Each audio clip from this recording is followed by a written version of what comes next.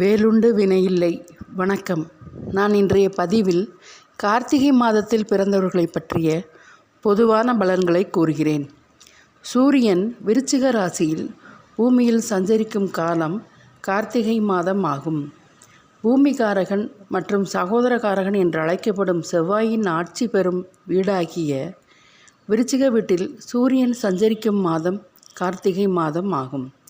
இம்மாதம் சிவனுக்குரிய மாதமாக போற்றப்படுகிறது. புனிதமான மாதம் என்றும் சொல்லலாம். தீர்க்கார்த்திகை தீபம் ஏற்றுவதும் இந்த மாதத்தில்தான்.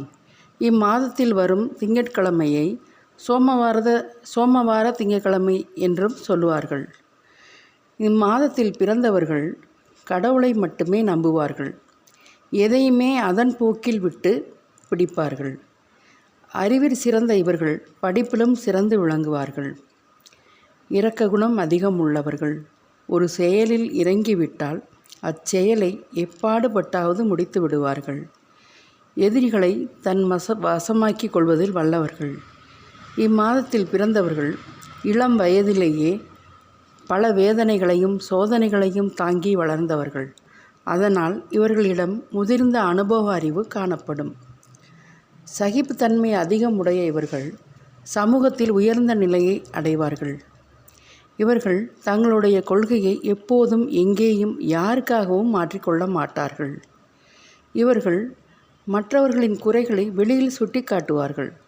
ஆதலால் இவர்களுக்கு நண்பர்களின் எண்ணிக்கை மிக குறைவு. பழிக்கு பழி வாங்கும் எண்ணமும் இவர்களிடம் அதிகமாக காணப்படும். இவர்கள் கற்றது கையளவு கல்லாதது உலகளவு என்று நினைப்பார்கள். முருகனுக்குரிய கார்த்திகை மாதத்தில் பிறந்ததனால் இவர்களுக்கு தைரியம் அதிகம். சுறுசுறுப்பு மிக்கவர்கள். இரகசியங்களை காப்பாற்றுவதில் வல்லவர்கள். வீரம் நிறைந்தவர்களாக இருப்பார்கள். தந்தை மற்றும் தந்தை வழி உறவினர்கள் மீது அதிக அளவு பிரியம் கொண்டிருப்பார்கள். சிரித்து கொண்டே சாதிப்பதில் வல்லவர்கள். பொதுநலம் என்ற போர்வையில் சுயநலமாய் இருப்பவர்கள். ஆசைப்பட்டதை அடையாமல் விடமாட்டார்கள். பணம் ப்ளஸ் பாசம் இரண்டுமே தேவை என்பதை உணர்ந்து அறிந்தவர்கள். காவல்துறையில் இவர்கள் இருந்தால் CID கூட இருப்பார்கள். மொத்தத்தில் இவர்கள் அசாத்திய திறமை பெற்றவர்கள். நன்றி, வணக்கம்.